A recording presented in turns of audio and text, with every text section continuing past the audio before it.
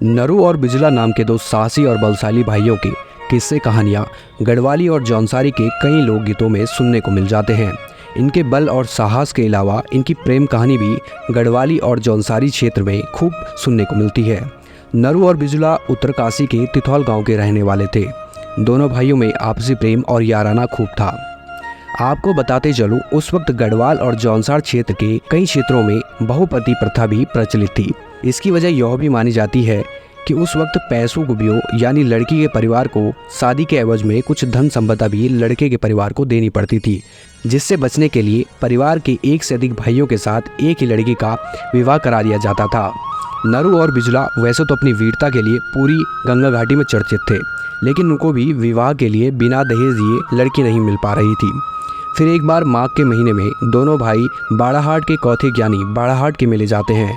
बाड़ाहाट के मेले में उस वक्त गंगा घाटी और यमुना घाटी दोनों जगहों से लोग आते थे। मेले में दोनों भाइयों की घूमते घूमते नज़र एक सुंदर युवती पे पड़ती है और वहीं टिक कर रह गई। दोनों ही मन में ठान लेते हैं कि इस युवती को अपनी ब्योली बनाएंगे।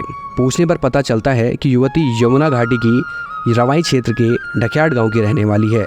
उस वक्त गंगा घाटी और यमुना घाटी के लोगों के बीच रोटी बेटी के संबंध नहीं हुआ करते थे और बात बात पर एक दूसरे से लड़ाई झगड़े होते रहते थे। यह सब जानने के बाद भी दोनों भाई उस युवती से विवाह का प्रस्ताव रखते हैं और युवती भी दोनों भाइयों के प्रस्ताव पर मोहित हो जाती है। लेकिन समस्या यह थी कि युवती का रिश्ता पहले तय हो चुका था और उसके पिता ने दहेज का कुछ हिस्सा भी मांग लिया था, लेकिन युवती को यह रिश्ता मंजूर न था। तो वह नरू और बिजला से कहती है कि अगर तुम वीर भड़ हो तो मुझे मेरे गांव से भगा कर ले जाना। अब दोनों भाई योजना बनाते हैं और अनाज का बक्सा यानी कुठार लेकर ढक्याट गांव पहुंच जाते हैं। योजना के मुताबिक मौका मिलने पर नरू और बिजला उस युवती को कुठार में बैठाकर अपने गांव ले आते हैं।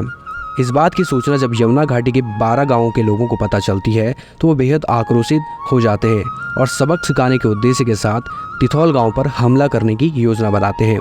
योजना की जानकारी मिलते ही दोनों भाइयों ने युवती को उदाल गांव भेज दिया और प्रेम में उत्साहित भाइयों ने किसी भी चीज़ की परवाह किए बगैर यमुना घाटी के लोगों से लड़ने को तैयार हो गए और सिलियाना गांव पहुंच गए, जहां उन्होंने तुरंत गांव के लोगों की मदद से एक चबूतरा बनाया और मोर्चा संभाला।